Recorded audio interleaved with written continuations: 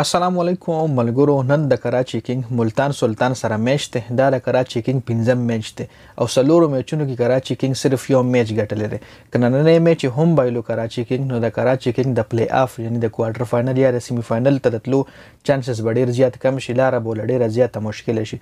اوس د کراچي کینګ د ملتان سلطان خلاف ریکارډ څنګه دی جی په دې باندې هم لږ خبرې کوو، نو ویډیو مکمل وګورئ او مخکې ملګرو سره هم شریکه کړئ. د کراچي کینګ چې څومره هم فینس دي، بیا سپیشلی د محمد عامر فینس د غي د پاره مطلب خوشخبری خو نه د غي د پاره بری خبردار چې محمد عامر انجرډ دی کې دیش نننی میچ کې محمد عامر نه ویجی. د عامر په ځای بغي بل بالر اخلي چې هغه بیا هر بالر وښته او بیا د میچ نه پس بغي ډسکشن وکړو. محمد عامر چې کوم دی 50-60% چانسز داسې دي، 60% نه زیات چانسز داسې دي چې نننی میچ کې محمد عامر نه وي.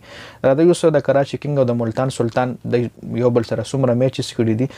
ټوټل نه میچونه د دوه ټیمانو خلاف شوي دي چې 15 میچونه پکې کراچي کینګ ګټلې دي او څلور میچونه پکې ملتان سلطان ګټلې دي. دا شین کلر چې کوم دی دا ملتان سلطان دی جی او دا بلو کلر چې کوم دی دا د کراچي کینګ دی جی. کراچي کینګ 15 میچونه ګټلې دي، ملتان سلطان څلور میچونه ګټلې دي. کراچي کینګ ایوریج سکور چې کوم دی د ملتان سلطان خلاف 158 دی او دا ملتان سلطان د کراچي کینګ خلاف 152 سکور دی. نو سکور به هم د کراچي کینګ زیات دی. هایي سکور چې کوم کراچي کینګ کړی د ملتان سلطان خلاف 198 رنز کړی دي او ملتان سلطان 195 رنز هایست کړی دي او کم سے کم سکور چې کم دی هغه د کراچي کینګ 120 دی او د ملتان سلطان 102 دی جی. نو سکور تاسو ګورئ نو کراچي کینګ لپاره برتری حاصله ده. کراچي کینګ د میچونه هم زیات ګټلي، 15 میچونه ګټلي دي. اوس چې بیټینګ رومبانیو کې نو بیا چا میچونه ګټلي دي زیات.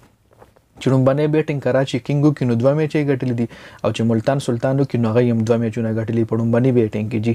نو په رومبانې بیټینګ کې د کراچي کینګ ایوریج سکور 167 دی او د ملتان سلطان 153 دی جی. دې کې هم برتری په کراچي کینګ له حاصله ده او میکسیمم رنز چې کوم کړي دي زیات سکور لکه په رومبانې بیټینګ کې زیات سکور چې کوم کړي دی 188 رنز چې کوم دی کراچي کینګ کړي دي او 195 په ملتان سلطان کړي دي په رومبانې بیټینګ کې. نو په رومبانې بیټینګ کې د ملتان سلطان تل لګه زیاته درنه ده جی. 124 مینیمم رنز دي د کراچي کینګ او 102 مینیمم رنز دي د ملتان سلطان جی. په سیکنډ بیټینګ کې د پوزیشن څنګه دی مطلب په چیزینګ کې نو په چیزینګ کې په کراچي کینګ تکړه ده. چیزینګ کې په کراچي کینګ 3 میچونه ګټلې دي او ملتان سلطان 2 میچونه ګټلې دي جی.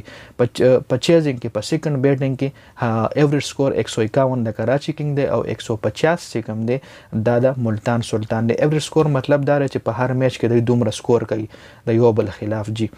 اوس میکسیمم رنز په سیکنډ اننګز کې په دویم بیټینګ کې زیات سکور چې کوم دی د کراچي کینګ 198 دی او د ملتان سلطان 176 دی جی. او کم سے کم سکور مینیمم سکور چې ول ویل شي هغه د کراچي کینګ 120 دی او د ملتان سلطان 125 دی جی.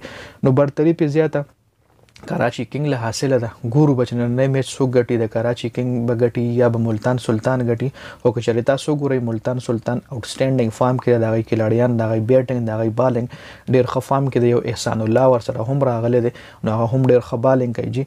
او د کراچي کینګ پوزیشن کې تاسو ګورئ نو هغه لګ داسې ګډ وډ دی. محمد عامر هم انجرډ دی، بل غي میچونه هم زیات بایللي دي نو منټلی پریشر کې باغی زیات راځي. نو دا د کراچي کینګ او د ملتان سلطان حواله سره کمپلیټ ډیټیل د ویډیو کتلو زیاته مننه. ویډیو مخکې ملګرو سره شریک کړئ. جنید خان افیشل چینل هم سبسکرایب کړئ، پیج هم لایک کړئ. والسلام.